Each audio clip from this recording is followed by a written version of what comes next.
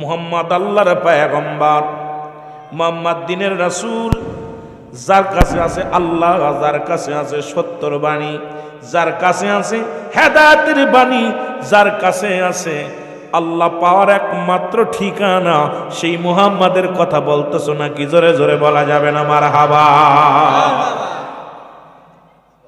কোন দি আবু জেহেলের সামনে যদি নবীর প্রশংসা করা হয়, মেজাজটা কত খারাপ হতে পারে? যারা মিলাদ কিয়ামের বিরুদ্ধে, তাদের সামনে যদি মিলাদ কিয়াম পড়ি, ওদের মাথা খারাপ হয়ে যাবে না? কথা কয় না কেন? আবু জেহেল রাগ ক্ষেপণিত হয়ে গেলেন, রাগান্বিত হয়ে বলে, মূর্খ ফকির, তুই কার কার প্রশংসা করিস? যার আব্বা নাই, যার মা নাই, যার একবেলা খাবার জোটে, একবেলা জোটে না, যার খোদার যন্ত্রণায় কান্নাকাটি করে, পেটে পাথর বাঁধে, সেই মুহাম্মাদের উকলাতি করিস? তোরে বিখ্যাত দিয়া দূরের কথা, কারণ তোর মতো ভণ্ড প্রতারক ফকির দূর হয়ে যা আমার কথা, দূর হয়ে যা আমার জায়গা থেকে, কান থেকে। ফকির কান্দার ডাক দে, আবু জেহেল রে, আমার ছোট্ট ছোট্ট বাচ্চাগুলো আজ কটা দিন না খেয়ে আছে। আবু জেহেল রে, আমার মেয়ে, আমার ছেলে না খেয়ে আছে। আমি বাবা হইয়া সন্তানের মুখের দিকে যখন তাকাইলাম,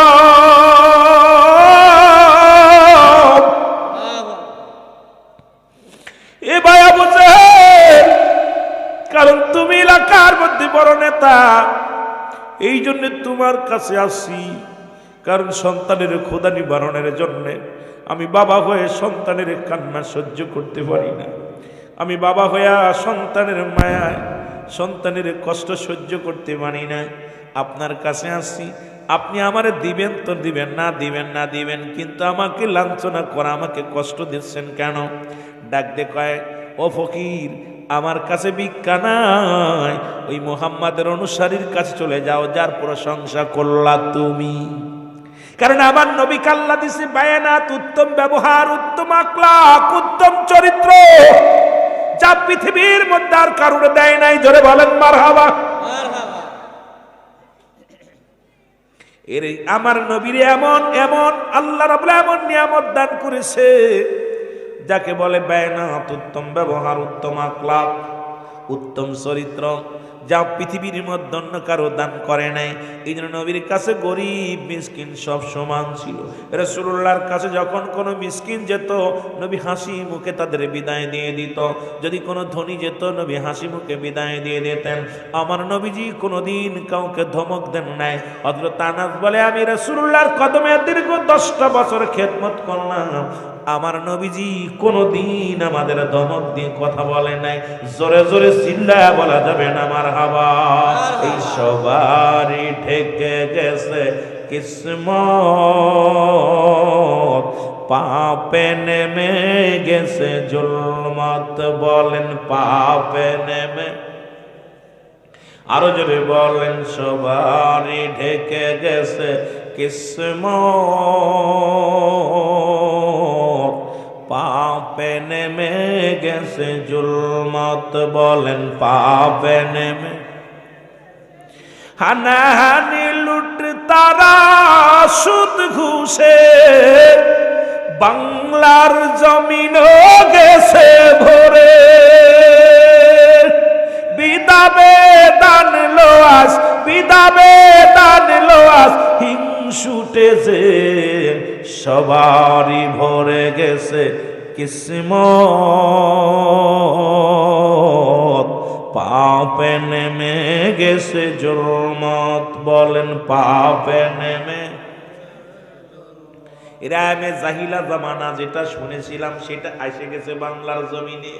দেখি বাবার হাতে সন্তান খুন, সন্তানের হাতে বাবা খুন, মেয়ের হাতে বাবা খুন। ও যুবক বন্ধুরা, শুনে নাও, শুনে নাও। বাবাকে হত্যা করে ছেলে, স্ত্রীকে হত্যা করে স্বামী। আজ গতকালকে দেখলাম, ও মুসলমান নববিবাহিত বিবি স্বামীকে গলা টিপে দুনিয়া থেকে বিদায় করে দিছে। আজকে মানুষের কাছে মানুষের নিরাপত্তা নাই, মানুষের কাছে কোনো মানুষের দাম নাই। পশু পাখির যে নিরাপত্তা আছে, মানুষের সেই নিরাপত্তা নাই। অন্ধকার জামানা আবার যেন বাংলার জমিনে আসছে। জোরে জোরে চিল্লায়া বলা যাবে না ঠিক কিনা? ওরে দিবালয়ে দিবালয়ে সাদার টাকা না পাইয়া বেদম পিটায়া তাদের আত্মহত্যা করাইছে। আজকের তাদের সুদা ক্লাবে যুব বন্ধুক পটুয়াখালীর জমিনের মধ্যে দুইটা নারীকে উলঙ্গ করে মধ্যযুগের মতো তাদেরকে চাঁদার দাবি করেছে, চাঁদা না পাইয়া তাদের কেমন ভাবে প্রহার করতেছে, আবার ভিডিও ধারণ করেছে। মা জাতির ইজ্জত আজকে রাস্তায় নামায়া দিছে। কারণ আমি জাইলা জামানা মার সঙ্গে সন্তান জিনা করত, বোনের সঙ্গে ভাই জিনা করত, ঠিক সেই জামানা আবার চলে আসছে। এই জামানা ঈমান নিয়ে যা বড় কষ্ট। আল্লাহ আমাদেরকে হেদায়েত দান করো, ধরে বলেন ঠিক কিনা। এ দুনিয়ার মুসলমান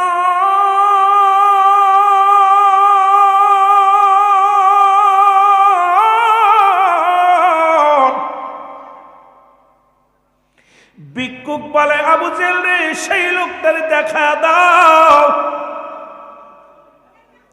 এবার আবু জেহেল ডাকতে বলে, ভিক্ষুক ওই দেখো, ওই যে আমার নবীর চতুর্থ খলিফা হযরত আলী রাদিয়াল্লাহু তাআলা বয়া বয়া মসজিদের বারান্দার পাশে বয়া বয়া রব্বে কারিমের প্রেমে পাগল, আমার আল্লাহর ডাকে নবীর দুরূদ পড়ে বয়া বয়া। ফকির যায়া আবু মুসলমান হযরত আলী রাদিয়াল্লাহু তাআলার কাছে সালাম দিলেন, আসসালামু আলাইকুম ভাই আলী।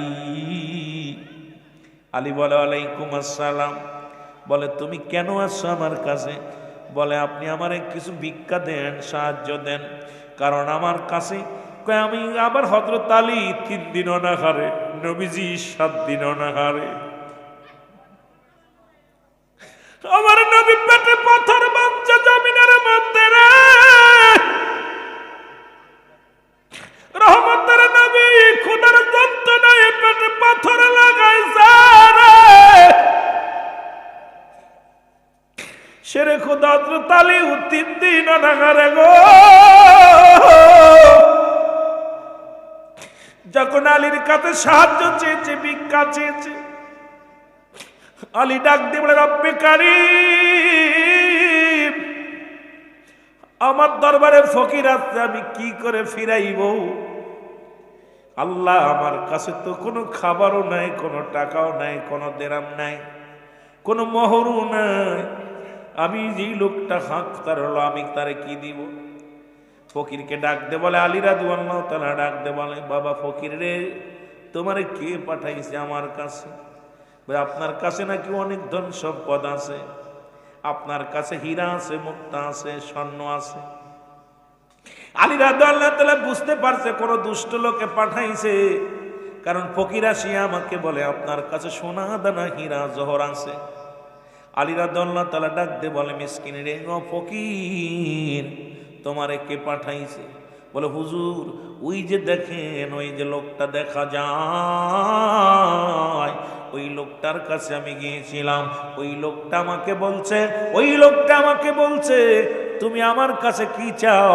ওই মুহাম্মাদের অনুসারী, আমার মুহাম্মাদুর রাসূলুল্লাহ সাল্লাল্লাহু আলাইহি ওয়াসাল্লামের অনুসারী ওই খেরে খোদা হযরত আলী বসে আছে, যাও, ওর কাছে ধন সম্পদ আছে, ওর কাছে অনেক সম্পদ আছে, টাকা আছে, জহর আছে, সোনা আছে, রূপা আছে, যাও, তোমাকে প্রাণ ভরে দিয়া দিবে। আমার হযরত আলী চিন্তা করে, আরে আবু জেহেল আমারে পাঠাইছে আমার নবীকে অপমানিত করার জন্য, সুতরাং এখন যদি আমি খালি হাতে ফিরাই দিই, আমার ইসলামের অবমাননা হবে, আমার নবীর অবমাননা হবে। কারণ আমার নবী তো রহমতের ভান্ডার। আল্লাহ বলো, মা আরসালনাকা ইল্লা রাহমাতাল লিল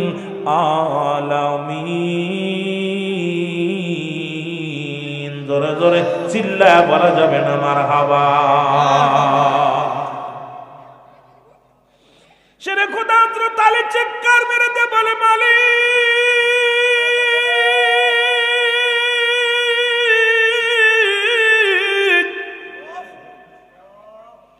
এই ফকির লোকটারে যদি আমি বিদায় করে দিই রে,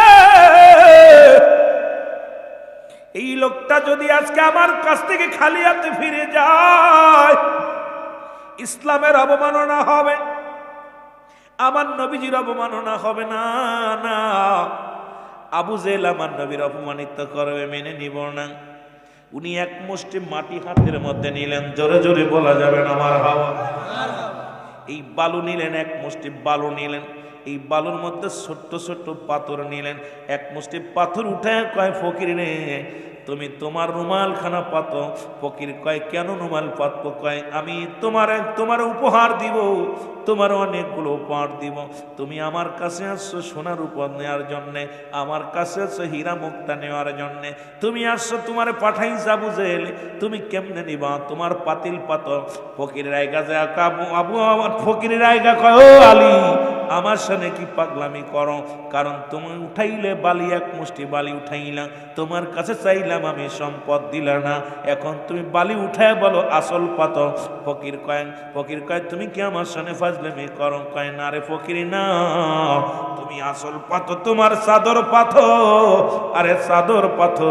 ফকির চিন্তা করে যেহেতু পাততে বলেছে চাদর পাতলাম। পাতিয়া কয় ফকির রে আমি যেটা দিলাম এটা পৃথিবীর কাউকে দেখাবা না, শুধু আবু জেহেলের সামনে যায় এই পাতিলটা খুলবা, এই কাপড়টা খুলবা, মুটকি খুলবা, অন্য কারোর সামনে যে খুলবা না। জোরে জোরে চিল্লায়া বলা যাবে না মারহাবা। ইরে আলী রাদিয়াল্লাহু তাআলা ডাকতে কয় ও ফকির তুমি চাদর পাথরে। হযরত আলী এবার মাটিগুলো নিয়ে নবীর উপরে দুরূদ পড়ে রে মারহাবা বলেন না। ও বাতিলের দলের আসন, নবীর দুরূদের হাকিকত, নবীর প্রেমের হাকিকত। মুসলমান হযরত আলী 3 বার দুরূদ শরীফ পড়লেন। দুরূদ শরীফ পড়ে ডাক দেখে আল্লাহ তোমার হাবিব অপমানিত হবে, তোমার হাবিবের অনুসারীরা অপমানিত হবে। আল্লাহ এই বালুগুলো, এই পাথরগুলো তুমি হীরা মুক্তা মণি বানায়া দাও। জোরে জোরে চিল্লা বলা যাবে না মারহাবা। নবীর কি দাম! আমার বাবার আজকে রিয়াজুল জান্নাহ বেহেশতের বাগান, যদিও রাস্তা না আমার আগের ভাই বলেছে আফজাল হোসেন ভাই, আমি বলি শোনো রিয়াজুল জান্নাহ বেহেশতের বাগান আগে হলো বেহেশত, তারপরে হলো বাগান।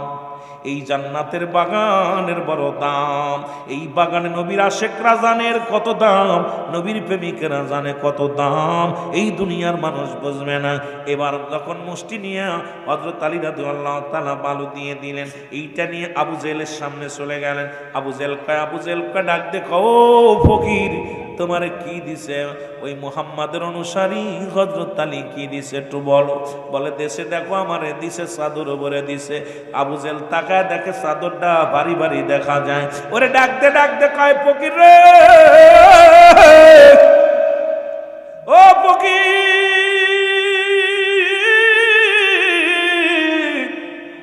তোমার চাদরের মধ্যে ভারী ভারী লাগে, কারণ এর মধ্যে কি আনছো আর কি বা দিব? কারণ মুহাম্মদ আর 7 দিন অনাহারে রে, আলী রাদিয়াল্লাহু তাআলা 3 দিন অনাহারে। এই দুনিয়ার মধ্যে তোরে কি দিবে রে ফকির? কিন্তু তোর চাদরটা বড় ভারী দেখা যায়। জোরে জোরে চিল্লা বলা যাবে না মারহাবা। আর একটু জোরে জোরে চিল্লা বলা যাবে না মারহাবা। কি দিব তোরে? আলী রাদিয়াল্লাহু তাআলা ডাক দে বলে আবু জেহেল রে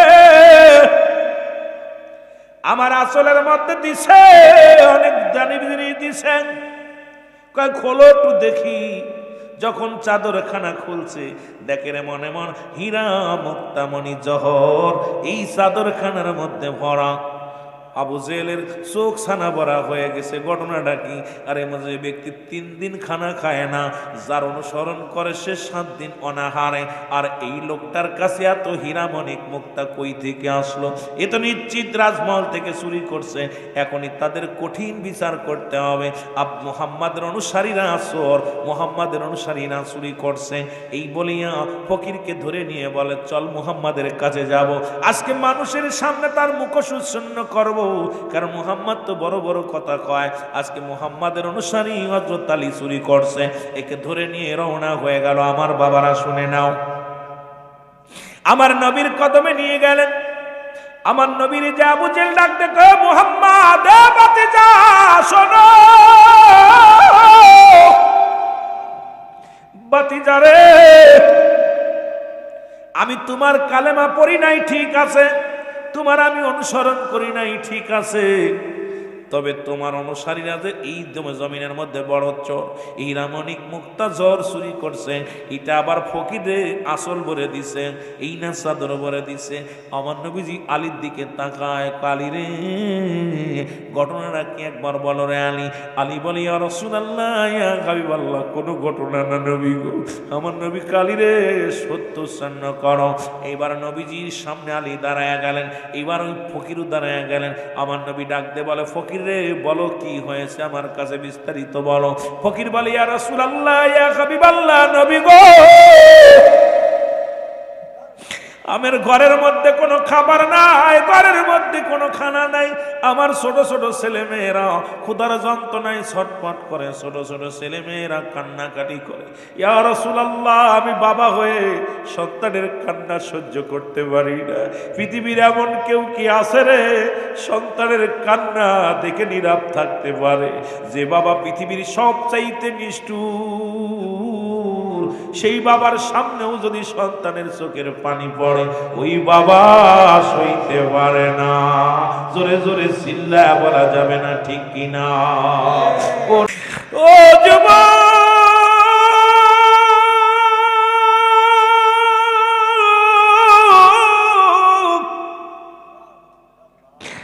এমন মা বাবারে দ্বারা বানায় ফেলেছি রে,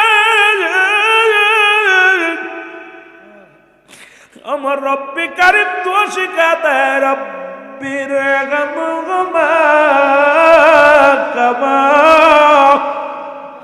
রব্বায়ানি সগীর। আজকে কে যেন ধর্মমণ্ডলে মারে হারাইলাম, কি যেন বাবারে হারাইলাম। নবীর প্রেমিক হইয়া আজকে মাহফিল থেকে চোখের পানি ছেড়ে কাঁদবাল্লাম। ওই বাবা মারে তুমি নাজাত দিয়ে দিও, আব্বা মার কবরখানা তুমি জান্নাতে। বাবা মারা গেলে 6টা হক থাকে সন্তানের। আজকে যারা সেখানে আসো যুবক, আব্বা মার প্রতি সন্তানের 6টা হক। 1 নাম্বার তাদের জন্য মাগফিরাত কামনা করতে হবে, 2 নাম্বার তাদের জন্য সবরেশানি করতে হবে। আজকে ধর্মমণ্ডলবাসী বড় ভাগ্যবান, তাদের সন্তানগুলো দোয়ার জন্য একটা জায়গা পেয়ে গেছে। আজকে তাদের জন্য দোয়া করার একটা অমূল্য সময়, রব্বি কারিমের দরবারে কান্দার সময় পেয়ে গেছে। 3 নাম্বার মুসলমান শোনো, 3 নাম্বার তাদের আত্মীয় স্বজনের সঙ্গে ভালো ব্যবহার করা, মুসলমান তাদের সাহায্য সহযোগিতা করা। 4 নাম্বার মুসলমান বাবা মার শরীয়ত মোতাবেক ওসিয়ত পূরণ করা। মুসলমান শুনে নাও। 5 নাম্বার হলো পৃথিবীর মধ্যে যদি দিনা পাওনা থাকে আব্বা মা সেটা পরিশোধ করা। 6 নাম্বার হলো বাবা মায়ের সময় করে কবরটা জিয়ারত করা। এমনও তো হতে পারে বছরে একদিন দাঁড়াও নাই আব্বার কবরের পাশে, এমনও তো হতে পারে দাঁড়াও নাই বছরে একদিন মার কবরের পাশে। আজকে মাহফিলের ওসিলায় একটু চোখের পানি ছেড়ে কাঁদতে পারবা রব্বি কারীম। আমাদের হাতের উসিলায় রে মাহফিলের উসিলায় আব্বা মার গুনাহ মাফ করে দাও। জোরে জোরে বলেন আল্লাহু আকবার, আর একটু জোরে জোরে চিল্লায় বল আল্লাহু আকবার। বন্ধুগণ আমার যে কথা বলতেছিলাম দিলের কান্ডা লাগা শোনো। নবীজি বলেন মো ফকির আসল ইতিহাসটা বলো হুজুর আমার যখন আবু জেহেলের কাছে আমি সাহায্যের জন্য গেলাম, আমার ছোট ছোট বাচ্চাগুলো কাঁদতেছিল। আমার বাবারে আমার আব্দুল্লাহ ইবনে মুবারক কোথায় রাখবেন? ওয়াজ মনে রাখবেন বাবা, ভুলে গেলে আপনাদের লস হবে। আব্দুল্লাহ ইবনে মুবারক প্রতি বছর মদিনায় হজ করতে যাইতো, প্রতি বছর মক্কা মদিনায় হজ করতে যাইতো। এই আব্দুল্লাহ ইবনে মুবারক এবার মদিনায় যাওয়ার জন্য মালামাল গুছায়, টাকা পয়সা গুছায় মদিনার দিকে রওনা হয়ে গেছে। আমার আব্বারা দিলের কান্ডা লাগায় শোনো। এমন সময় ছোট বাচ্চা কান্দে আর কাব্বা যান আপনি কই যান? কয় মদিনায় যায়। কাব্বা আমার গোস্ত পরাণে চাইছে, আমারে তুমি গোস্ত খাইতে দাও, আমাকে তুমি গোস্ত দাও। আরে আব্দুল্লাহ ইবনে মুবারক ডাকতে বলে, বাজান তুমি এমন সময় গোস্তর দাবি করো কেন? কয় বাবা গো, প্রতিবেশী যখন আমি মক্তব থেকে আসতেছিলাম, দেখি ওই বাড়ির পাশে গোস্ত পাকাইতেছে, এত সুন্দর গিরান, এই গোস্তের গিরানে আমি পাগল হয়ে গেছি। আব্বাজান, ও আমার আব্বাজান, আমাকে তুমি গরুর গোস্তের ব্যবস্থা করে দাও। জোরে জোরে চিল্লায়া বলা যাবে না আল্লাহু আকবার। আব্দুল্লাহ ইবনে মুবারক বলে, বাবারে দাঁড়াও। উনি রওনাতে চলে গেলেন। সালাম দা, আসসালামু আলাইকুম আহলাল বাইত, আসসালামু আলাইকুম আহলাল বাইত। ওয়ালাইকুম আসসালাম। কে? বলে আমি আব্দুল্লাহ ইবনে মুবারক। আমার বাবারা খুব খেয়াল করবেন আলোচনাটা। বলে আমি আব্দুল্লাহ ইবনে মুবারক। বলে বাবারে, আপনার বাড়ি থেকে গরুর গোস্ত আনছেন? বলে হ্যাঁ। আপনি কি গোস্ত পাকাইছেন? বলে হ্যাঁ। আপনি আমার ছেলে আইছিলেন? বলে হ্যাঁ। আমার ছেলেরে কেন গোস্ত দেন নাই? কয় না, দেই নাই। আপনি কি কোরআন পড়েন নাই? প্রতিবেশীর হক আল্লাহ বলছে যারা ব্যবহার করছে, প্রতিবেশীর হক বিষয়ে যারা ব্যবহার করছে। আজকে কত ধনী তোমরা, মোটা খাও, মোটা ঘুমাও, আজকে শীতের মধ্যে কম্বল মুড়ি দিয়ে ঘুমাও, তোমার প্রতিবেশী না খেয়ে আছে, তোমার প্রতিবেশীর গায়ে চাদর নাই, কিয়ামতের ময়দানে নিজের চামড়া কেটে দিয়েও ঋণ শোধ করতে পারবা না। এর প্রতিবেশীর হক আদায় করার জন্য আমার রব্বুল আলামিন কোরআনের ভিতরে একাধিকবার ব্যবহার করছে, যাররা ব্যবহার করছে, যাররা বিচার হবে কিয়ামতের ময়দানে।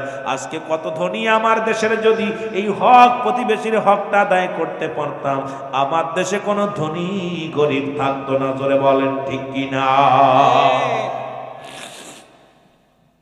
আব্দুল্লাহ ইবনে মুবারক ডাকতে বলে, ভাই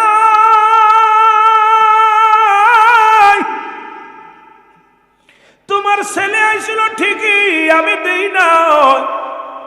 বলে তুমি কেন দিলা না? কেন? স্বভাব আমি দিতে পারবো না। বলে শোনো আব্দুল্লাহ ইবনে মুবারক রে, আমার বাড়িতে আজ 5টা দিন চুলায় আগুন জ্বলে না রে। 5টা দিন অতিবাহিত হয়ে গেল। আমার ছোট ছোট বালক সন্তানেরা ক্ষুধার যন্ত্রণায় কাঁদে। ডাক দে বলে, আম্মু খাবার দাও। খাবার দিতে পারি না। আমি বাবা হইয়া সন্তানের কান্না সহ্য করতে পারি না। সন্তানেরা এসে কাঁদে আর বলে, বাবা আর তো পারি না গো, আজ 5টা দিন অনাহারে।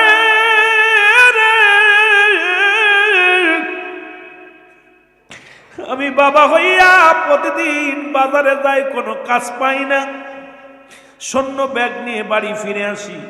আজকে যখন বাজারের দিকে রওনা দিলাম, ছোট ছেলেটা এসে পায়ের মধ্যে পড়ে ডাক দেবলা, আব্বু, ও আমার আব্বু। আর উঠতে পারি না, কথা বলতে পারি না রে আব্বু। আজকে যদি আমাদের খাবার ব্যবস্থা না করেন, নির্ঘাত মারা যাবো রে আমার আব্বু। আব্বু রে, আমি মনে আর বাঁচবো না, আমার খাবারের ব্যবস্থা করো গো আমার আব্বু। ডাকতে বলে, আব্দুল্লাহ ইবনে মুবারক, আমি কাজের সন্ধানে বাইর হইলাম, কেউ আমার একটা কাজ দেয় নাই রে, কেউ আমার কাজ দেয় নাই, সবাই দূর দূর করে তারা দিল। যখন বিকেল হয়ে গেল, ওই ব্যাগটা নিয়ে আমি বাড়ির দিকে রওনা দিলাম। আমার সন্তানের কান্না আমার হৃদয়ের ভিতরে লাগতেছিল রে মুবারক। আমার মাসুম বাচ্চা ডাক দে বলে, আব্বু আর মনে হয় বাঁচবো না, খোদার যন্ত্রণা সহ্য করতে পারি না, একটু দয়া করে মায়া করে আব্বু খাবার ব্যবস্থা করে দাও। এরে মুবারক, আমি যখন আসতেছিলাম, আমার এই সন্তানের কান্না বারবার আমার হৃদয়টাকে পুড়াইতেছিল রে। আমি কেমন বাবা, সন্তানের আহার জোগাড় করতে পারি না। এইটা ভাবতে ভাবতে যখন আসতেছিলাম, হঠাৎ দেখি একটা গরু মরা পড়ে আছে। ওই গরুটার কুকুর শেল খেদা দিয়া গরুর দাপনা থেকে কিছু গোস্ত কেটে আনছি, এটা আমি রান্না করে আমার সন্তানের দিছি। ও মুবারক, তুমি ধনী মানুষ, তোমার সন্তানের এই জন্য দিই নাই। মরা গরুর গোস্ত আমি তোমার সন্তানের দিই নাই, আমার সন্তানদের খাওয়াইছি। এরে মুবারক, আমি কি অন্যায় করেছি? ডাকতে বলে মুবারক, ডাকতে বলে ভাই আমার তুমি ক্ষমা করে দিও, আমি এতবার হজ করেছি,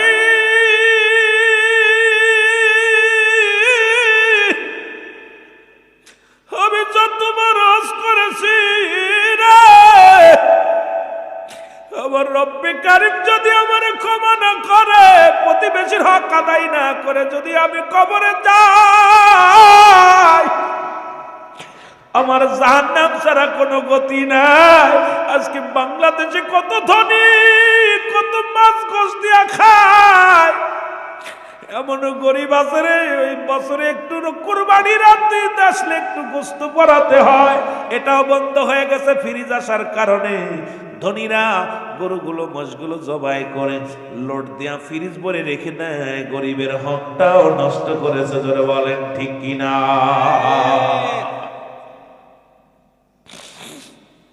আব্দুল্লাহ মুবারক ভাই আমার মাফ করেন, দাঁড়ান আমি আসতেছি। বাড়ি গেছি, যায় বিবিরে ডাক দে, বিবি তাড়াতাড়ি যা যা আছে গুছাই দাও, আমি মদিনা যাব না, মক্কা মদিনায় যাব না।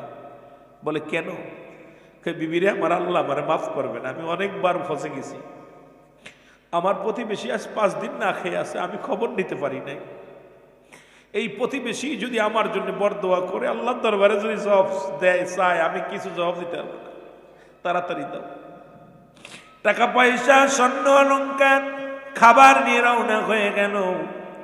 এসে ডাক দে বলে আসসালামু আলাইকুম ভাই, এই নাও তোমার সন্তানদের সুন্দর করে খানা খাওয়াও, আরো আমি দিব যদি লাগে, তবে আমারে তুমি মাফ করে দিও, আমি মদিনায় আজকে যাব না।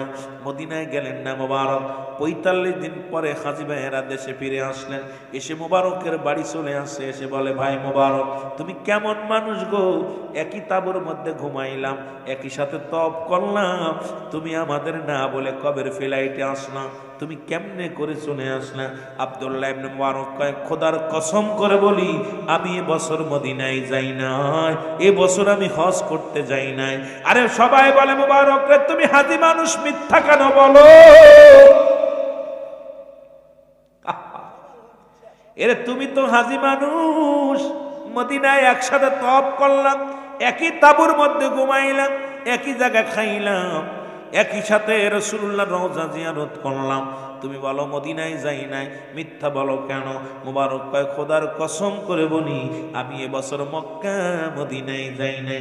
ইলহামের মাধ্যমে ডাক দে বলে রব্বে কারীম ও মুবারক তুমি কি জানো না এবছর যত হাজীদের হজ কবুল হয়েছে তোমার ওই দান করার ওসিলায় আমি আল্লাহ এত খুশি হয়েছি, এই বছর যত হাজীগণ আসছে সব হাজীর হজ আমি আল্লাহ কবুল করে নিয়েছি। ধরে বলেন মারহাবা।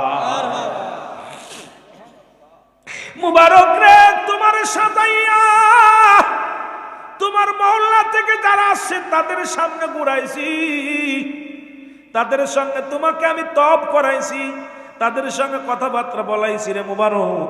সুতরাং তুমি বড় ভাগ্য, আমি আল্লাহ তোমার উপরে রাজি হয়ে গেছি। আজকে কত ধনী ধনী ধন সম্পদ নিয়া কতই না জমিদারি করে, গাড়ির মালিক গাড়ি নিয়ে মুসলমান অহংকার করে, বাড়ির মালিক বাড়ি নিয়ে অহংকার করে, জমির মালিক জমি নিয়ে অহংকার করে, কিন্তু প্রতিবেশীর হক নষ্ট করে যাও। খোদার কসম খোদার কসম যদি 1000 বার তুমি হজ করো, প্রতিবেশী যদি তোমার উপরে সন্তুষ্ট না থাকে আমার আল্লাহ তোমার উপরে রাজি খুশি হবে না। জোরে জোরে চিল্লায়া বলা যাবে না আল্লাহ। এর ডাকতে বলে দয়াল নবী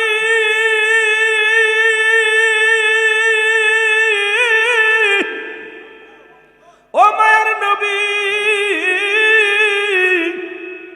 আমি সন্তানের কান্না সহ্য করতে পারি নাই রে, ওই সন্তানের কান্না সহ্য করতে পারি নাই।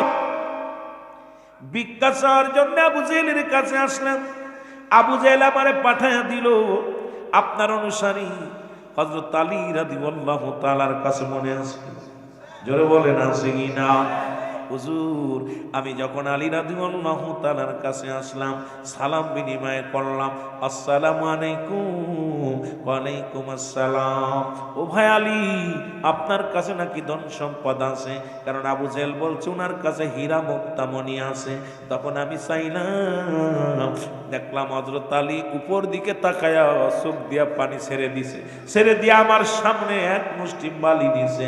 এই মাটি মতো আমার নিয়ে এইটা আমার চাদরের মধ্যে দিয়ে দিছে।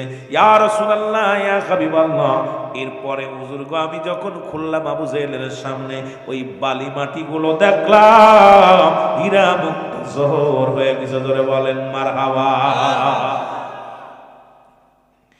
এত তালি বলে, ইয়া রাসূলুল্লাহ, ইয়া হাবিবাল্লাহ, খোদার কসম, ওনাকে দেওয়ার মতো আমার কিছু নাই নবী গো।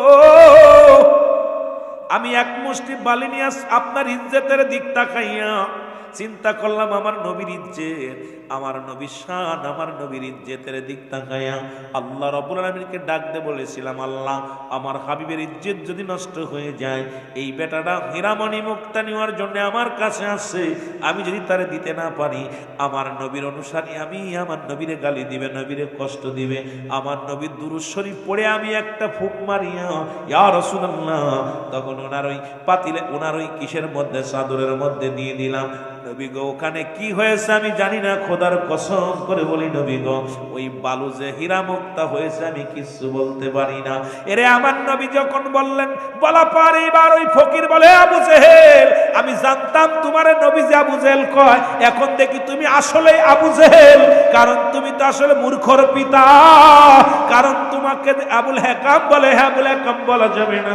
আমার সামনে নবীজির দুরূদ পড়ে বালু দিয়েছে, এটা থেকে হীরা মুক্তা মণি হয়ে গেছে। তুমি এটা বিশ্বাস করো না, আমার নবীরে জাদুকার কও, তুমি আলীরে জাদুকার কও, কারণ তোমার মতো ভণ্ড প্রতারক এই পৃথিবীর মধ্যে আর কেউ নাই। নবীজির সঙ্গে সঙ্গে ফকির ডাক দে বলে, ইয়া রাসূলুল্লাহ, ইয়া হাবিবাল্লাহ, আপনি আমাকে কালেমা পড়ায়া দেন, আমি মুসলমান হয়ে যাব। আবু জেহেল কয়, এত বড় জাদুকার, মাটির মধ্যে জাদু লাগাইয়া এই পৃথিবীর মধ্যে স্বর্ণ অলংকার বানায় ফেলেছে, এত বড় জাদুকার আর জমিনের মধ্যে নাই। ফকির কালেমা পড়ে লা ইলাহা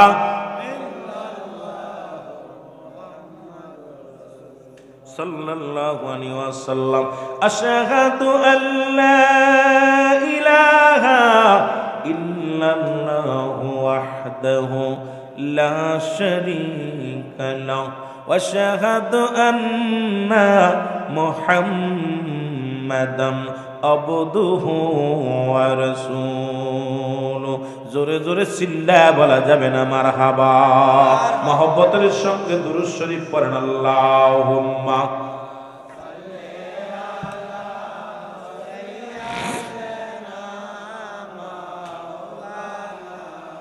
আরো জোরে বলেন, আলা আলি সাইয়্যিদিনা।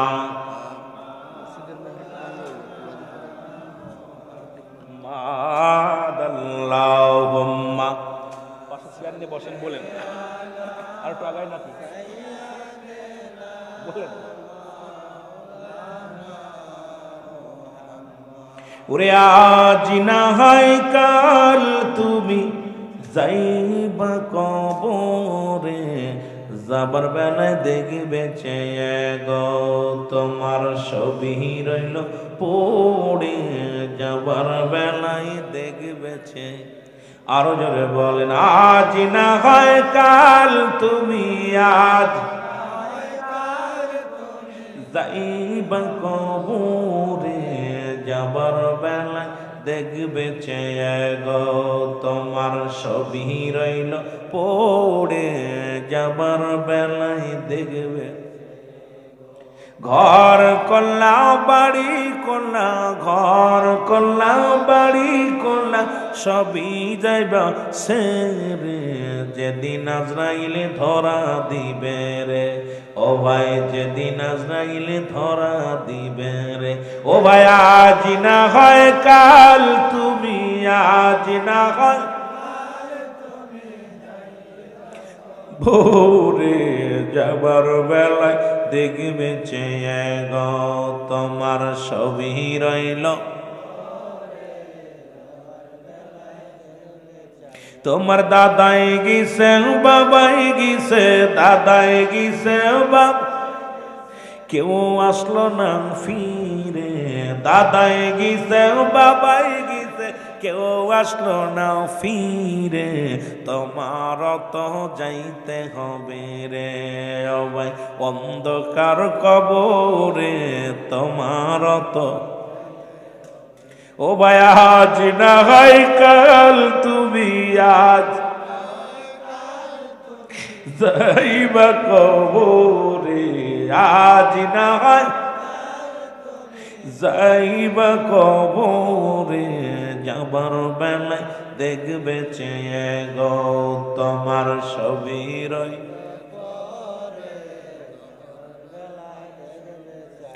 এই দুনিয়ার মুসলমান শুনে নাও, আবু জেল চিন্তা করে রে আজকে ফকির আমারে ঠকা দিল গো। উনি দৌড়া যাইয়া দুইখানা মুসলমান, তিনখানা জহর পাথর নিয়া হাতের মধ্যে নিয়া কয় আবু জেহেল, এ বাতিজা মুহাম্মদ, আজকে শেষ পরীক্ষা হয়ে যাবে গো। ওরে মুসলমান শুনে নাও, আমার হাতের ভিতরে কি আছে যদি বলে দিতে পারো, কথা দিলাম তোমার মধুর কালেমা পড়ে মুসলমান হয়ে যাব। জোরে বলা যাবেন আল্লাহ।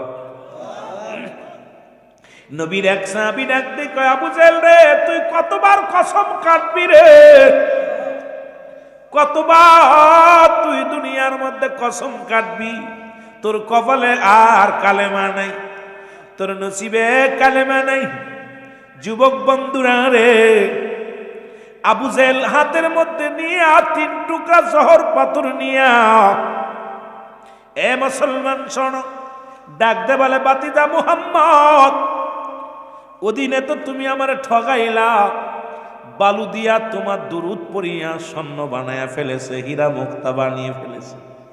আজকে যদি আমার এই হাতের মধ্যে কি আছে যদি বলে দিতে পারো, আমি মনে করব তুমি আল্লাহর পয়গম্বর, তুমি আল্লাহর প্রেরিত রাসূল, এর মধ্যে কোনো সন্দেহ নাই। আমিও কালেমা পড়ে তোমার প্রতি ঈমান আনব। আমার নবী কয়, বা ও চাচা আবু জেহেল রে, যদি তোমার হাতের মধ্যে যে জিনিস আছে এটা যদি কালেমা যদি বলে দেয় গো, ওইটার যদি জবান খুলে যায়, তুমি কি কালেমা পড়বা? কয় বাতিদারে কি বলতে চাও? এটা এত সম্ভব না, এত জাদু পারবা না, তুমি বড় জাদুকার হতে পারো নাই, ছোট ছোট জাদুকার, তুমি পারলে তো আমি কালেমা পড়ে নিব। নবী হাতের দিকে তাকাই, শাহাদাত আঙ্গুল মোবারক হাতের দিকে ইশারা করে বলে আল্লাহ, আবু জেহেল হাতের মধ্যে কি আছে বলে দিতে বলো আল্লাহ। সঙ্গে সঙ্গে হাতের ভিতর থেকে চিৎকার মেরে কালেমা পড়া শুরু করেছে পাথর, লা ইলাহা ইল্লাল্লাহ সাল্লাল্লাহু আলাইহি ওয়াসাল্লাম। আবু জেহেল কয়ার বাতিজা, মনে করছিলাম ছোট জাদুকার, তুই বড় জাদুকার রে, কাম সারছে, কয়া পালান দিস। এবার বাড়ি যায় রাগে আর ফুলতেছে, ফকিরদের ঠগাইলো, সাহাবীদের ঠগাইলো, ও নিজে ঠগাইলো কেমনে?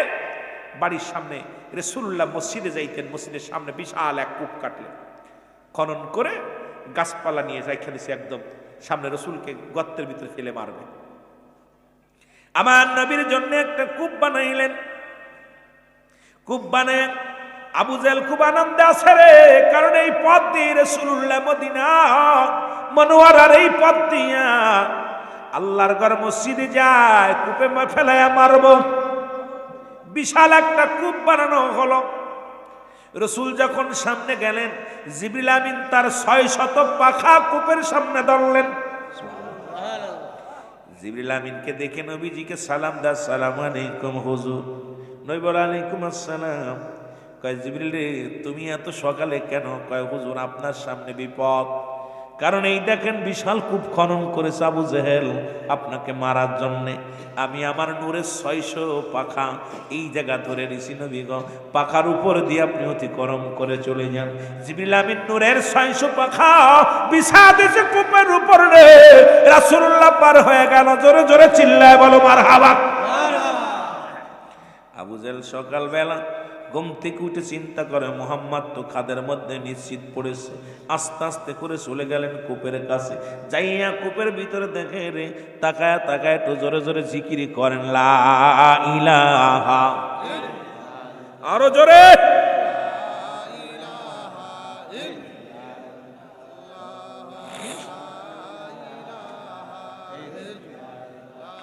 আরো জোরে লা ইলাহা।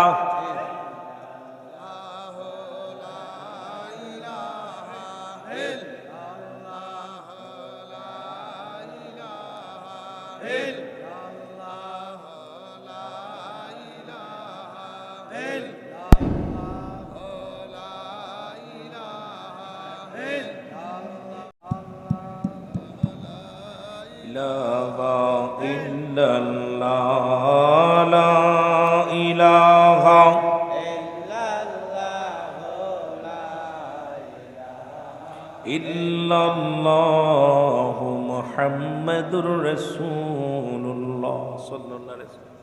আমার বন্ধুগণ, আবু জেহেল যখন কুলে আসলো গো, যের ভিতরে রাসূল নিশ্চিত পড়ে গেছে রে, উকি মেরা দেখতে গেছে আবু জেহেল পাঁচ ইসলামের ভিতরে পড়ে গেছে। আল্লাহু আকবার বলো। পড়ে যা আবু জেহেল অত্যন্ত খুশি, বাতিজা মুহাম্মদ আছে এর ভিতর আমিও আছি এই জায়গায়, সুতরাং মুহাম্মাদের যদি বিপদ না হয় আমার হবে না। কিন্তু আবু জেহেল চারিদিক তাকায়া দেখে মুহাম্মদ তো নাই, আমি একা। আল্লাহু আকবার বলো। প্রথমে একটু সাহস পাইছে যে যেহেতু মুহাম্মদ আছে এর ভিতরে, তা আমিও পড়েছি, ভয় টয় নাই, জাদুকারের সাথে আছে। নাউজুবিল্লাহ বলেন না। এখন চারিদিক তাকায় দেখে খালি আমি একা। আবু জেহেল চিৎকার মারা শুরু করলো, কে কোথায় আছে রে, বাঁচাও, কে কোথায় আছে রে। আবু জেহেলের ডাক শুনিয়ে লোকজন তো রয়ে চলে আসলেন, হাত দেয়, ধরবে ধরবে, সোয়া এক হাত নিচে, যত বড় হাত হয় সোয়া পায় না।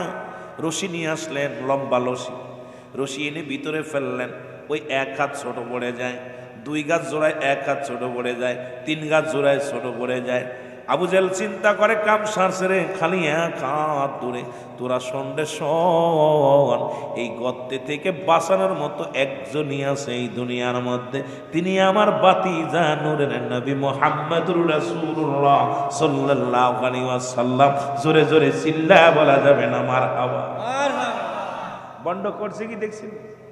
বিশ্বাস করছে, কয়ে রশি আর দিস না রে, রশি দিস না, রশিতে কাজ হবে না। যেখানে পড়ছি এখান থেকে একমাত্র বাঁচানোর পথ হলো আমার বাতিজা মুহাম্মদকে ডেকে নিয়ে তোরা যা। লোকজন দৌড়াই গেছে নবীজির কাছে। নবীজি তো আল্লাহ আসলে পাইয়ে না, উত্তম ব্যবহার, উত্তম আখলাক আমার নবী। নবীজি যে কেমন মানব, নবী এমনি বলেন হায়াতি খায়রুল লাকুম, আমার হায়াতের জিন্দেগিটা উম্মতের জন্য কল্যাণ স্বরূপ।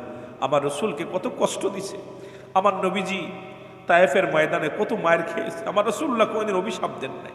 নবীর গায়ে পাথর মারছে, রক্ত ঝরছে, ছেলেরা হাসাহাসি করছে। নবীজি বলে তোরা মারিস না আমারে, এই তোমারে মারলে শান্তি লাগে, ভালো লাগে। যদি ভালো লাগে তোরা ছোট পাথর মার, বড়গুলো মারিস না, কারণ বড়গুলো মারলে আমি নবী খুব কষ্ট পাই, তোরা ছোটগুলো মার। বালকেরা ছোট ছোট পাথর ছুঁড়ে রাসূলুল্লাহর গায়ের মধ্যে মারছে। আমার নবীজি চোখের পানি ছেড়ে কাঁদছে, বলছে আল্লাহ আমি তো আর পারতেছি না, আমাকে শক্তি দাও, ধৈর্য ধারণ করার শক্তি দাও। জিবরিল আমিন এসে কয় নবীজি গো, আপনার গায়ে পাথর মারছে, আল্লাহ সইতে পারে না, আপনি খালি হুকুম দেন তায়েফবাসীকে তছনছ করে দিব। আমার নবী কয় না, ওদেরকে শেষ করে দিলে আমি দিনের দাওয়াত দিব কারে? এত লাঞ্ছ, এত কষ্ট আমার নবীরে দিছে। আমার রাসূল কোনোদিন অভিশাপ দেন নাই, আমার নবীজি কোনোদিন এদেরকে এই অত্যাচারে নবীজি আমার ধৈর্য ধারণ করছে। আর বলছে আল্লাহ তুমি আমাকে ধৈর্য দাও। জোরে বলেন না মারহাবা। আমার নবী দৌড়ে আসলেন, রাহমতের নবী দৌড়ে এসে দেখে আবু জেহেল গর্তের মধ্যে পড়ে, হাত দেখায়, নবীজি হাতটা বাড়ায় দিলেন, কয় চাচা গো হাতটা ধরো। রাসূলুল্লাহ যখন হাতটা দিলেন, হাত দিয়ে আবু জেহেলকে টান দিয়ে উঠাইলেন। যেখানে বিশাল 100-200 হাত রশিতে আবু জেহেল নেগল পায় না। যত বড় রশি দেয় শর্ট পড়ে যায় এক হাত, যত বড় রশি দেয় শর্ট পড়ে যায় এক হাত, যত বড় রশি দেয় শর্ট পড়ে যায় এক হাত। কিন্তু আমার নবীজি যখন কূপের সামনে দাঁড়াইয়া, গর্তের সামনে দাঁড়ায় হাতটা বাড়াইয়া দিয়েছে, আবু জেহেল রাসূলুল্লাহর হাতটা ধরে উঠে আসছে। আমার নবী কয়, চাচা গো এখনো সময় আছে, তুমি কালেমা পড়ে নাও। কয় আবু জেহেল ডাক দে, কয় মুহাম্মদ তুমি মনে করছো আমাকে উঠাইয়া জাদুগিরি, বড় জাদুগিরি হয়েছ? কারণ তুমি মনে রেখো আমিও কালেমা পড়তাম না, কারণ তুমি বড় জাদুকার, এই মক্কা মদিনার বড় জাদুকার। যেখানে 100 হাত দড়িতে নাগল পায় না, যেখানে আমাকে রশিতে ছোঁয়া পায় না, সেখানে তুমি আমার হাত উঠাইলা। তার মানে আর বুঝতে বাকি নাই তুমি মক্কা মদিনার শ্রেষ্ঠ জাদুকার। জোরে জোরে চিল্লায়া বলা যাবে না নাউজুবিল্লাহ। কত বড় বদ, কত বড় বদ! রাসূলুল্লাহ চন্দ্রকে দ্বিখণ্ডিত করে ফেলেছে, সূর্যকে সঙ্গে সঙ্গে চন্দ্র দ্বিখণ্ডিত হয়ে গেছে। আমার বাবারা, আমার রসুল পাক সাল্লাল্লাহু আলাইহি সাল্লাম হারেসা নামে এক গুই সাপ, যিনি মানুষ ছিল, মানুষকে পুড়ায়া ছাই বানাইছে, ছাই থেকে গুই সাপ হয়েছে। সেই গুই সাপ আমার রসুলের আঙ্গুলের ছোঁয়ায় আবার মানুষ হয়েছে, কথা বলছে। মারহাবা বলেন, আরো জোরে বলেন না মারহাবা। কিন্তু এই আবু জেহেলের গোষ্ঠীরা বোঝে নাই, আমরা সুন্নিরা নবী নবী বলে পাগল হই, আর ওরা আমাদেরকে উপহাস করে যে আমরা বেদাতি, আমরা নাজায়েজ, আমরা এটা করি ওটা করি। আসলে আপনাদের কপাল মন্দ, কারণ এই দুনিয়ার মধ্যে আমার নবী প্রেম।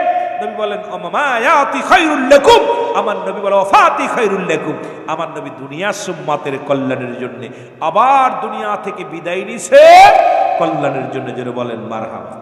মদিনা যাইতে পারলাম না, মদিনা না, মদিনা যাইতে পারলাম না, মদিনা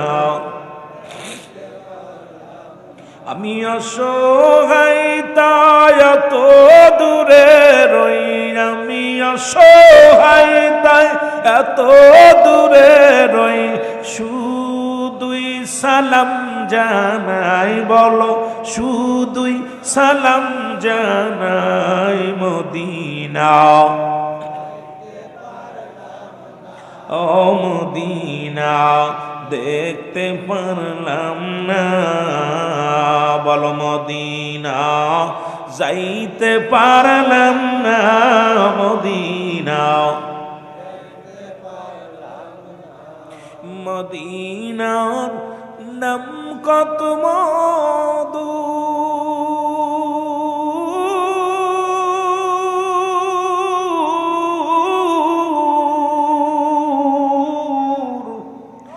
মদিনা আর যে কত দূর,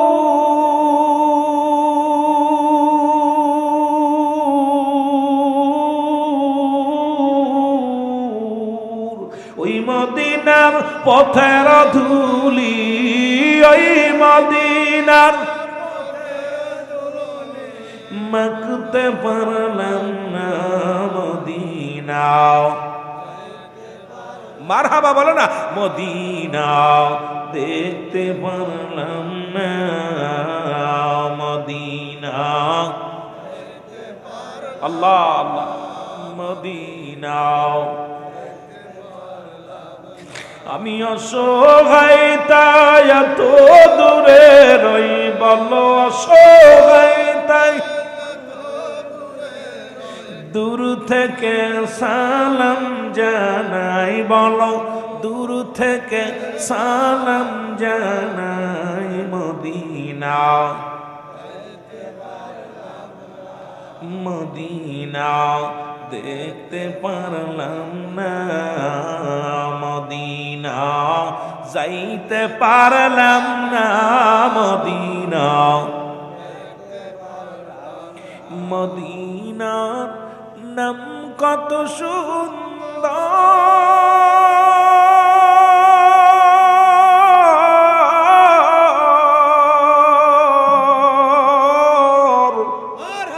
মদিনা কেড়েছে অন্ত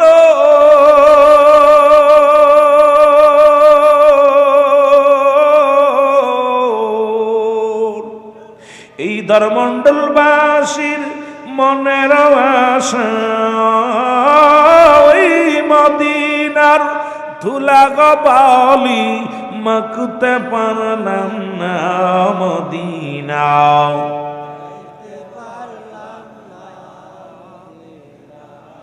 দেখতে পারলাম না মদিনা যাইতে পারলাম না মদিনা। রহমতের সময় আসছে সামনে। আমার বাবারা রহমাতাল লিল আলামিন মক্কা থেকে মদিনায় যখন হিজরত করলেন, কোথায় হিজরত করলেন? জোরে বলেন কোথায়? মদিনায় হিজরত করলেন। যায় বসলেন আইয়ুব আনসারীর বাড়ি। কার বাড়ি? জোরে বলেন না কার বাড়ি? জোরে বলেন কার বাড়ি? আইয়ুব আনসারীর বাড়ি। রাসূলুল্লাহ আইয়ুব আনসারীর বাড়িতে যখন গেলেন, আমার নবীজি বললেন, আইয়ুব আনসারী আমি একটা মসজিদ বানাতে চাই। সাহাবীরা, তোমরা আমি একটা মসজিদ বানাবো সর্বপ্রথম। কি বানাবো? কার ঘর? জোরে বলেন কার ঘর? আল্লাহর ঘর। আইয়ুব আনসারী বলে, ইয়া রাসূলুল্লাহ, ইয়া হাবিবাল্লাহ, আমার বাড়িটা আপনাকে দান করে দিলাম। খুব খেয়াল করবেন, কি দান করলাম? বাড়িটা। নবী বলছে, তোমার তো একখানা বাড়ি, আর এই বাড়িতে আমাদের আশ্রয় দিচ্ছ, বাড়ি দান করলাম। ইয়া রাসূলুল্লাহ, ইয়া হাবিবাল্লাহ, এই আমার এই বাড়ির মধ্যে মসজিদ হবে, আল্লাহর ঘর হবে। আমার আসল বাড়ি তো কবর, এটা আমার সানি বাড়ি। শুনছেন নি? এটা কি বাড়ি? সানি বাড়ি। আসল বাড়ি আমার কবর। নবীজি আনসারীর মুখের দিকে তাকায় বলে, আনসারী, তোমার এক টুকরা এই জমিটা, এটা সম্বল তুমি আমার দিয়ে দিলা? ইয়া রাসূলুল্লাহ, আপনাকে দিনে আমি আল্লাহরে দিছি। কারে দিছি? জোরে বলেন কারে?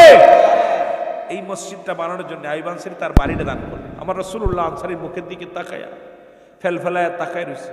আনসারী বলে, ইয়া রাসূলুল্লাহ, এই দুনিয়ার জিন্দেগি আমি কদিন থাকবো? চিরস্থায়ী মসজিদখানা আল্লাহর দরবারে যাবে, কবুল হবে, আল্লাহর ঘর হবে, সেখানে আমি আনসারী কদিন বাঁচবো? এই দুনিয়াটা আমার ক্ষণস্থায়ী, চিরস্থায়ী আমার কবর। সুতরাং আমার বাড়িটা তো কবর, আসলে বাড়িটা আমার নাম। নবীজি জমি পাইলেন। রাসূলুল্লাহ জমি পাওয়ার পর বলতেছে, ও আমার সাহাবীরা, আমি মসজিদ বানাবো। সুবহানাল্লাহ বলেন না? তোমরা কে কি পারবা আনো। সাহাবীরা যাদের দুইটা গাছ ছিল, একটা কেটে আনে, কেউ খাজুরের ব্যাগ আনে, কেউ আপনার ওই আনে, আপনার ওই খড়কুটা নিয়ে আসে, কেউ আপনার পাথর নিয়ে আসে, টেনে টেনে নিয়ে চলে আসেন হুজুর সাল্লাল্লাহু আলাইহি সাল্লাম মসজিদ বানানোর জন্য। সাহাবীরা এমন পাগল হলেন, যার যা ছিল সেখান থেকে এগুলো এনে রাসূলের কদমে হাজির করলেন। জোরে বলেন মারহাবা। সুন্দর একটা মসজিদ বানাইলেন আমার নবীজি। কার ঘর? সর্বপ্রথম হিজরত করে কার ঘর বানাইলেন? আজকে দরমণ্ডলের জমিনে, আজকে এই জমিনের মধ্যে মসজিদের কাজ, মেম্বার ভাঙবে। এখানে মেম্বারের জন্য আপনাদের কোনো দরদি বান্দা যদি থাকেন যে আমি এই মেম্বারটা আমি করে দিব, এই মেম্বারটা করার মতো অনেকেই লোক আছেন যে মেম্বারে যে খরচটা হবে, সারা এই মসজিদটা যতদিন থাকবে ইমাম সাহেব ওই মেম্বারে খুতবা দিবে, ইমাম সাহেব ওই মেম্বারে বসে খুতবা দিবে, ইমাম সাহেবের মধ্যে নারায়ে নামাজ পড়বে, মসজিদ আজান দিবে, কিয়ামত পর্যন্ত সদকায় জারি হিসেবে কোনো দরদি বান্দা থাকেন যে আমি মসজিদের মেম্বারটুকু আমি একা করে দিব। হয়তো 1 লাখ লাগবে, হয়তো 50,000 লাগবে, কোনো দরদি বান্দা আসেন করে দেওয়ার মতো? খালি মেম্বার হবে, তাই না ভাই? খালি মেম্বার কি হবে? মসজিদের মেম্বারটা হবে খালি। মেহরাবটা ভাঙবে, ভেঙে গড়বেন। কত টাকা খরচ হইতে পারে? মারহাবা, 2.5 লক্ষ টাকা মাত্র। 2.5 লক্ষ টাকা আপনারা একদিন দেওয়ার মতো হয়তো নাই মনে হয়, 2.5 লাখ টাকা হবে। তো এইটা আপনারা ভাগাভাগি করে নিলে সবচেয়ে বেশি হবে। কোনো দরদি বান্দা আছেন পাক পাঞ্জাতন, এই পাক পাঞ্জাতনের নামে মসজিদ আল্লাহর ঘরের জন্য কোনো দরদি বান্দা আছেন যে আমি 50,000 টাকা আল্লাহর ঘরের মসজিদের জন্য আমি দিব? কোনো দরদি আছেন বাবা? 20,000 টাকা, 30,000 টাকা, 50,000 টাকা, 1 লক্ষ টাকা হয়তো কেউ পারবেন না। তবে আমার মন বলে এই পাগলগুলো পারবে, যাদের জমিনের মধ্যে আল্লাহকে যারা ভালোবাসে। এই বান্দা তো আল্লাহর হয়ে গেছে, এই জমিন যা কিছু আছে সবই তো আল্লাহর দিয়া দিছে। কোনো দরদি আছেন 50,000 টাকা দেওয়ার মতো? কোনো বাবা আছেন? একটু হাতটা উঠাইলে আমি খুশি হব। একটু যখন কাজ শুরু হয় তখন দিবেন। আমার আব্বারা আল্লাহর ঘরের জন্য দিয়ে যান। গোরস্থানে একটু জায়গা বাইনা করে রাখ রে, গোরস্থানে একটু জায়গা বাইনা করে রাখ, এখনই তো আসতে পারে চলে যাওয়ার ডাক রে, গোরস্থানে একটু জায়গা বাইনা করে রাখ। কোনো দরদি আছেন? আমার বাজানরা যারা আছেন এখানে নাম লেখাইছেন, সভাপতি আছেন, সেক্রেটারি আছেন, আমার যুবক ভাইয়েরা আছেন, আল্লাহর ঘরের জন্য দয়া করে কেউ 50,000 টাকা, 20,000 টাকা, 10,000 টাকা আগে কে বলবেন একটু ডাক দে, বা যা পারবেন ইমানি। আমি 50 দাবি করেছি, আপনি 50 না পারলে 40 দেন, 40 না পারলে 30 দেন, 30 না পারলে 20 দেন, 20 না পারলে 10 দেন, 10 না পারলে 5 দেন। একটু দূরে দি বান্দা, হাত উঠাই বলেন। কেউ নাই? মোহাম্মদ ইমন মিয়া 5,000। আল্লাহ মোহাম্মদ ইমন মিয়া 5,000 টাকা মসজিদের জন্য দান করলেন। আল্লাহ কবুল করো, মঞ্জুর করো, কঠিন ব্যাধি মাফ করে দাও, বালা মুসিবত দূর করে দাও রব্বুল আলামিন। কত টাকা কত বিফলে চলে যায়। তোমার গোলাম ইমন মিয়া 5,000 টাকা লেখাইলো মসজিদ, আল্লাহ কবুল করো, মঞ্জুর করো, সবসময় সমাধান করো আল্লাহ। অভাবে দরজা বন্ধ করে দাও, রিজিকের দরজা খুলে দাও, না আমল নামা দিয়ে তুমি একটা জান্নাত বানায়া দিও। জোরে জোরে চিল্লা বলা যাবে না মারহাবা। আল্লাহ মোহাম্মদ ফুলন মিয়া কবুল করো, মঞ্জুর করো আল্লাহ। তুমিও আমার আল্লাহ, এই জমিনটাও তোমার, এই মাহফিলটাও তোমার। ফুলন ভাই বড় আশা করে 5,000 টাকা লেখাইল, আল্লাহ কবুল করে নাও, মঞ্জুর করে নাও। অভাবে দরজা বন্ধ করো, রিজিকের দরজা খুলে দাও রব্বুল আলামিন। কত টাকা বিফলে চলে যায় আল্লাহ। করোনা ভাইরাসের একটা টিকার দাম আল্লাহ 4,500 টাকা। আল্লাহ রব্বুল আলামিন তোমার দরবারে ফরিয়াদ করি, হাসপাতালে নিও না, জেলখানায় নিও না, কঠিন ব্যাধি দিও না, ডানাতে আমল নামা দিয়ে একটা জান্নাত দান করো। জোরে বলেন আমিন। আমি যদি যাই গো মারা, আমি যদি যাই গো মারা বিদেশের মাটিতে, লাশটায় আমার পৌঁছাই দিও মায়েরি কলেতে। রে লাশটায় আমার পৌঁছাই দিও মায়েরি কলেতে। ওরে আমি যদি যাই গো মারা, আমি যদি বিদেশের মাটিতে, লাশটায় আমার পৌঁছাই দিও মায়েরি কলেতে। রে লাশটায় আমার জন্মের পরে যে কলেতে রাখছে আমার মা,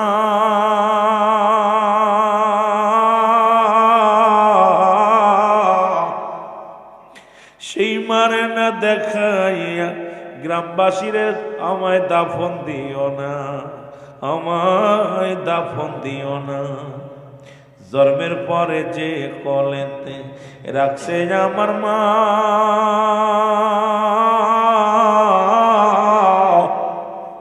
সেই মারে না দেখাইয়া আমায় দাফন দিও না, আমায় দাফন দিও না। মায়ে মুখটি একবার দেখলে পারে, মায়ে মুখটি একবার দেখলে পারে, শান্তি পাবো কবরে। লাশটায় আমার পৌঁছাই দিও মায়েরি কলেতে। রে লাশটায় আমার, আরো জোরে জোরে বাজানেরা দরমন্ডলের বাবারা বলেন, লাশটায় আমার পৌঁছাই দিও মায়েরি কলেতে। বলো লাশটায় আমার।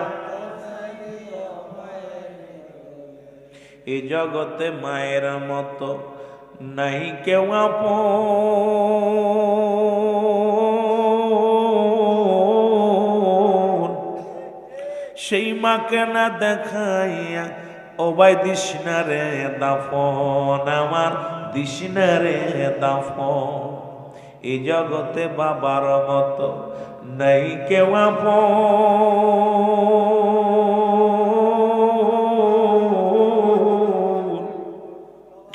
সেই বাবা মাকে না দেখায়া আমার পরাস না কাফন, তোরা পরাস না কাফন। আমার মায়ের মুখটি দেখলে পারে, আমার বাবার মুখটি দেখলে পারে, শান্তি পাবো কবরে।